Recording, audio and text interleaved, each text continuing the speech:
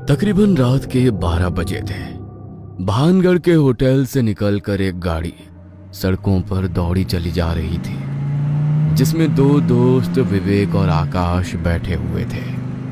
आधी रात हो रही है यार, हम लोग तो यहाँ पर किला देखने आए थे ना, तो फिर ये कहाँ लेकर जा रहा है? तू चुपचाप चलना मेरे भाई। तुझे क्या लगा था छत्तीसगढ़ से मैं यहाँ भानगढ़ बस किला देखने आया हूँ? तो और क्या करेगा? बस देखता जा। कुछ ही देर में उनकी गाड़ी एक शमशान घाट के बाहर जाकर रुकी। आकाश गाड़ी से बाहर निकला और उसके साथ हैरान परेशान सा विवेक भी पीछे पीछे चलने लगा। भाई, यह शमशान तो जंगल के बीच में बना हुआ है। आधी रात हो रही है, भूतों के अलावा कोई और नहीं मिलेगा यहाँ। तू करना क्या चाहता है? आकाश बिना विवेक की बात का जवाब दिए शमशान भूमि में दाखिल हुआ।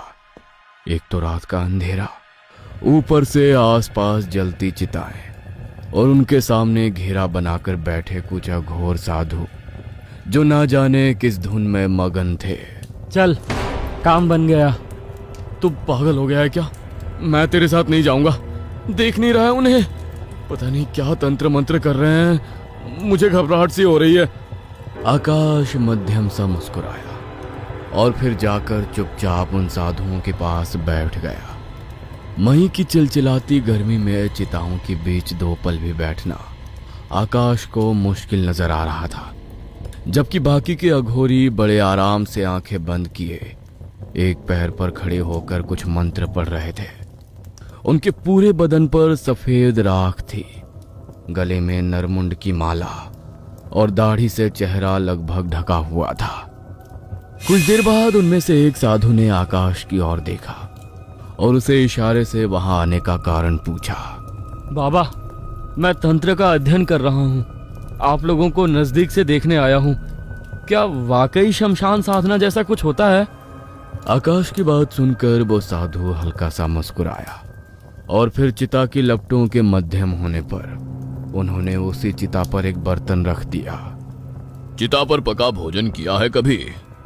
क्या यहाँ मांस जलने की इतनी दुर्गंध आ रही है? इस चिता पर पकाकर भोजन कौन कर सकता है? देखना चाहते हो? दूसरे साधु ने एक ढोल जैसा कुछ हाथ में लिया और उसे पीटने लगा। तभी पहले अघोरी ने चिता से निकालकर कुछ मांस अपने मुंह में रख लिया। चिता पर पका भोजन ही नहीं, हम तो ये मांस भी खा सकते हैं। ये लो, तुम भी खाओ। अघोरी की बात सुनकर आकाश को अजीब सी घबराहट होने लगी। मांस खाते हुए उस अघोरी की आंखों में एक अजीब सी गहराई देख आकाश अंदर से सहम गया था, लेकिन जानता था यूं बीच से उठकर जाने का मतलब है उन्हें क्रोधित करना। अब ठीक है, अब पक जाने दीजिए, मैं आपके साथ भोजन करके जाऊंगा। कुछ देर में अघोरी साधुओं ने चिता पर रखकर खिचड़ी पका ली थी, जिसमें ना हल्दी थी ना नमक, सिर्फ और सिर्फ इंसानी मांस की दुर्गंध ही भरी हुई थी। एक बड़े से पत्ते पर अघोरी ने आकाश को भोजन परोसा और फिर आकाश उसे खाने लगा। कुछ देर बाद आकाश वापस विवेक के पास आ गया और उल्टी करने लगा। भाई, मेरा तो देखकर ही दिल दहल गया। तू ये सब कैसे खा गया? गाड़ी में बैठ, मैं बताता हूँ। आकाश और विवेक अब गाड़ी में बैठ गए थे। तुझे क्या लगता है मैं वहां बस ये खाने गया था? ये अघोरी कोई आम अघोरी नहीं है। भानगढ़ के तांत्रिक सिंघिया के वंशज है ये लोग, और इनको कुछ ऐसी तंत्र सिद्धियां आती है जो बाकी अघोर समाज की समझ से परे हैं। मैं यहाँ उनसे वही जानने आया था, और उस साधना को तभी सीखा जा सकता है जब उनका पकाया भोजन खा लिया जाए। भाई, ये खाना, अघोरी साधना, तू क्या अब तांत्रिक बनने का कोर्स करने वाला है? मैं तो यहाँ एडवेंचर के लिए आया था, मुझे नहीं पता था तू इन चक्करों में पड़ा हुआ है। हाँ, चलना, करवाता हूँ तुझे एडवेंचर। हम लोग अब भानगढ़ चल रहे हैं। इतनी रात को कौन एंट्री करने देगा तुझे वहाँ? पता है ना, दिन ढलने के बाद वहाँ जाना मना है। अरे, आम लोगों के लिए जाना मना है, और ये इंडिया है, यहाँ पर जुगाड़ से कुछ भी हो सकता है। किले में एंट्री लेना कौन सी बड़ी बात है। कुछ देर बाद वो दोनों किले के सामने खड़े हुए थे। मेन गेट के बंद होने के बाद भी साइड के एक दरवाजे से उन दोनों ने अंदर एंट्री ले ली। घूप अंधेरा हो रखा है भाई, और यहाँ के बारे में बड़ी डरावनी बातें सुनी है। मेरे तो पांव कांप रहे हैं। तुझे जो करना था करता भाई, मुझे इन चक्करों में क्यों फंसा लिया अपने साथ। आधी रात को किला घूमने में क्या एडवेंचर। भूत बंगला लग रहा है ये किला इस समय। विवेक की बात सुनकर आकाश ने विवेक के हाथ में टॉर्च पकड़ाई और फिर उसे भानगढ़ की कहानी सुनाने लगा। दुनिया में तांत्रिक तो बहुत हुए हैं, लेकिन सिंघिया अकेला एक ऐसा तांत्रिक था जिसके श्राप से ये पूरा किला तहस नहस हो गया। उसके तंत्र में जरूर कोई ऐसी ताकत थी जो आज तक हिंदुस्तान में फिर किसी को हासिल नहीं हुई। इसी किले में वो जगह है जहां सिंघिया ने काला जादू किया था। मुझे उस जगह को देखना है, और काली शक्तियां रात में ही जागृत होती है, इसलिए मैं रात को यहाँ आया हूँ। आखिर हुआ क्या था यहाँ?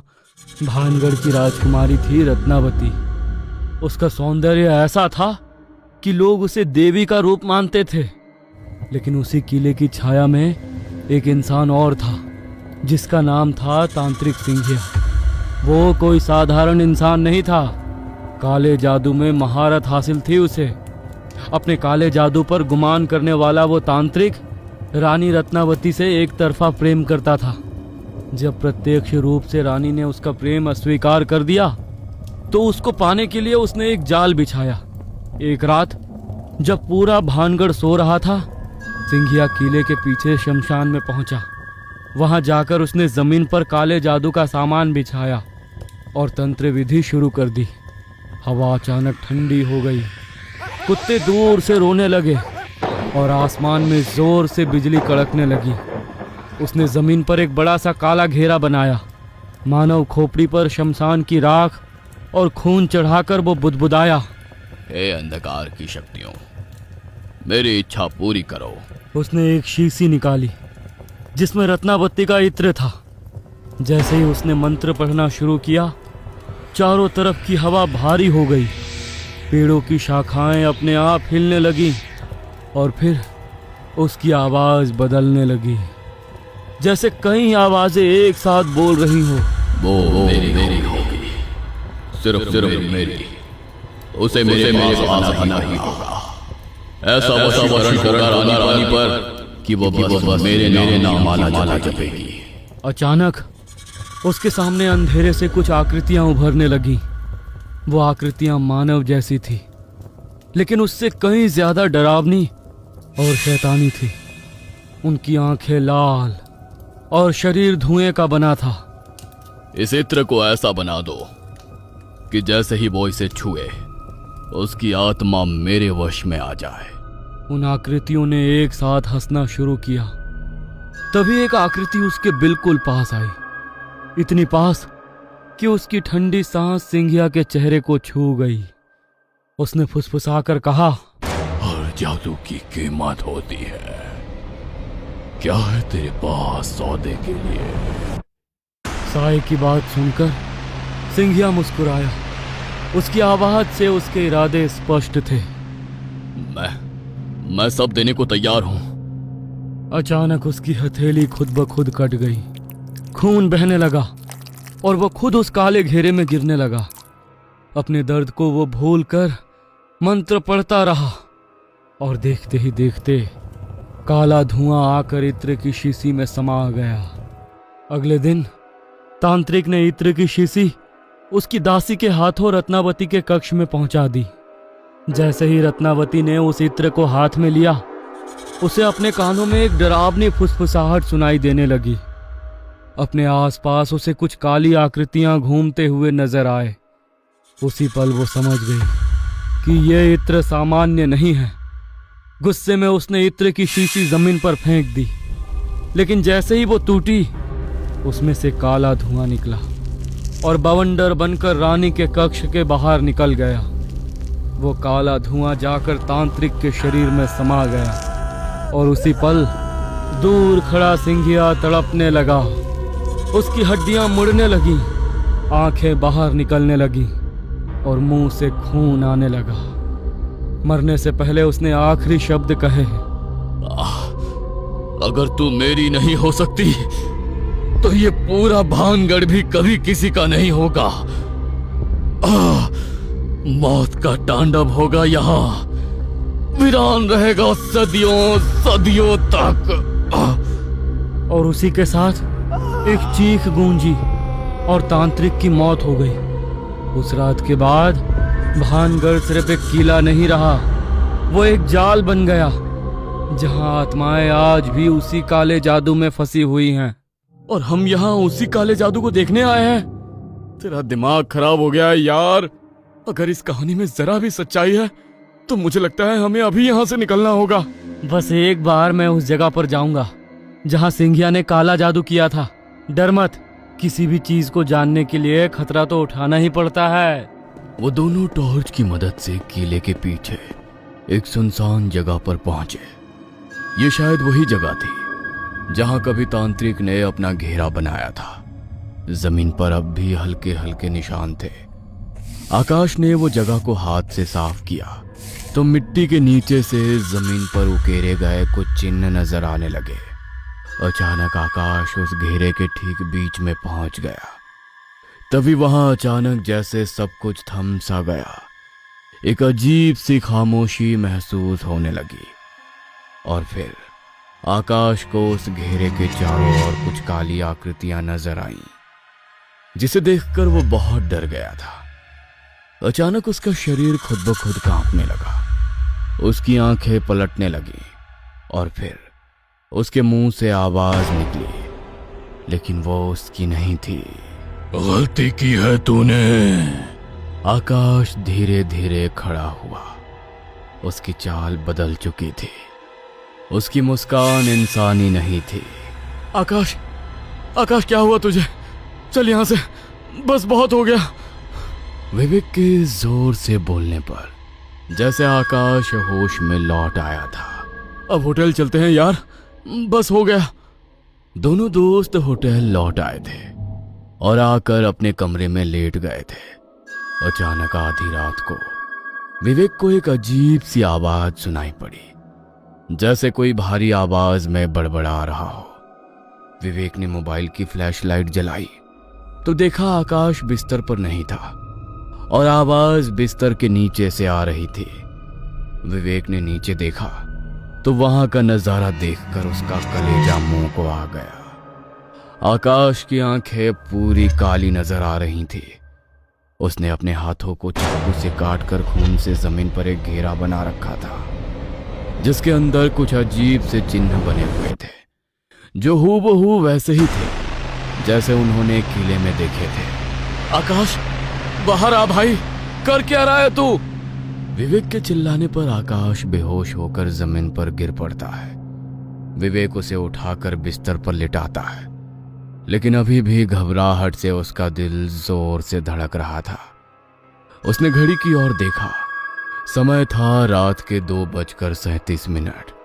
विवेक आंखें बंद करके बिस्तर पर लेट गया था। तभी अचानक कमरे के बाथरूम का दरवाजा अपने आप बजने लगा। टक टक टक। विवेक जम गया। कौन है? जवाब में दरवाजा धीरे धीरे अपने आप खुलने लगा। विवेक हिम्मत करके बाथरूम के सामने जाकर अंदर झांकने लगा। अंदर आईने पर खून से लिखे हुए कुछ शब्द उभरने लगे। वो आ चुका है। विवेक घबरा कर पीछे हटा।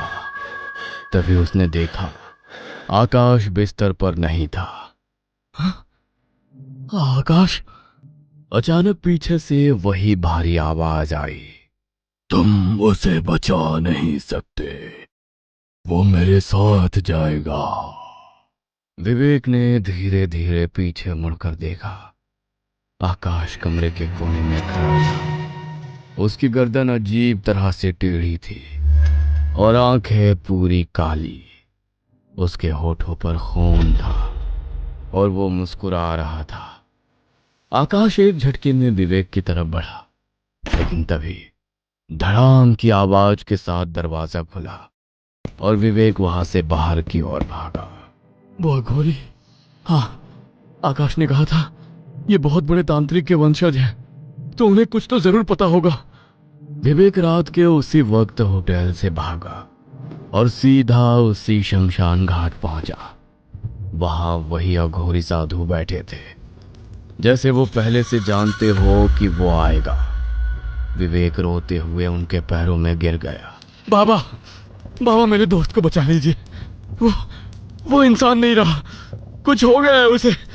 वो किले की आत्मा उसे अपने कब्जे में करना चाहती है।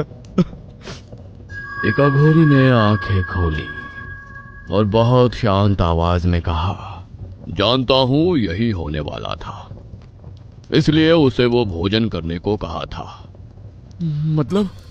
मैं समझा नहीं। उसने बताया था वो किले में जाना चाहता है, इसलिए हमने उसे वो खिलाया। हम जानते थे वो उसकी रक्षा करेगा। शमशान का भोजन इस साधना का मुख्य हिस्सा था, लेकिन उसने उसे उल्टी कर दिया। जब उसने वो भोजन बाहर निकाला, उसी वक्त खतरा पक्का हो गया था, और फिर तुम दोनों उसी हालत में भानगढ़ किले में चले गए। अब वो तुम्हारे पीछे है। बाबा, अब क्या होगा? अगर सुबह होने से पहले ये धागा उसके हाथ में बांधकर उसे वापस यहाँ ले आए तो ठीक, नहीं तो फिर वो शरीर उसका हो जाएगा, हमेशा के लिए। विवेक जैसे ही वापस होटल पहुंचा, कमरा खाली था। आकाश गायब था, सिर्फ दीवार पर खून से एक निशान बना था। वही काला घेरा, वही डरावनी आकृतियां, और उसके बीच में लिखा था, किसी एक को तो जाना होगा, या तो ये या तो। विवेक ने नजर ऊपर उठाई। ऊपर दीवार पर आकाश किसी छिपकली की तरह चिपका हुआ था। विवेक के हाथ अचानक रुक गए। उसने अघोरी का दिया धागा अपनी कलाई पर बांधा और होटल से बाहर निकल गया। मुझे माफ करना दोस्त, मैं जीना चाहता हूं। तुझे बचाने जाऊंगा तो वो आत्मा मेरे पीछे आएगी। तेरा चैप्टर यही खत्म होता है। विवेक गाड़ी से अभी कुछ दूर ही पहुंचा था कि उसे गाड़ी के शीशे पर लिखा नजर आता है, अब तेरी बारी। अचानक गाड़ी का स्टीयरिंग आउट ऑफ कंट्रोल हो जाता है और विवेक की गाड़ी सीधा खाई से नीचे गिर पड़ती है। कहते हैं भूत, प्रेत, आत्माएं, काला जादू, इनकी अपनी सीमाएं और दायरे हैं। जब जब इंसान अपनी उत्सुकता में उस दायरे को पार कर लेता है तो फिर मृत्यु निश्चित है। फिर चाहे सामने महातांत्रिक सिंघिया हो या आकाश।